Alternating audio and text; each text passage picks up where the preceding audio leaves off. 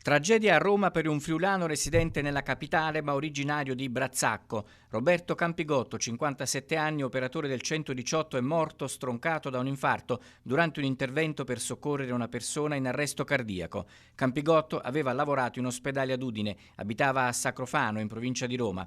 La tragedia è avvenuta sabato nella zona di Monterotondo, dove era stato assegnato per un cambio di turno. L'infarto lo ha colto proprio durante le manovre di rianimazione del paziente. Sul posto sono giunte altre 2 ambulanze del risoccorso. Campigotto è morto durante il tragitto in ospedale, lascia la moglie e 2 figli.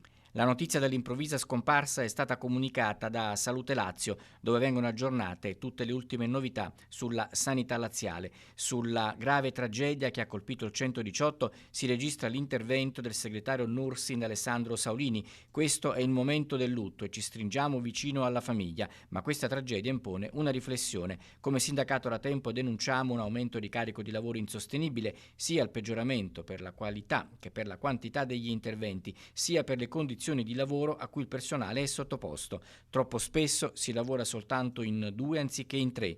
Roberto, come dicono tutti, era un collega valido, lo ricorderemo sempre.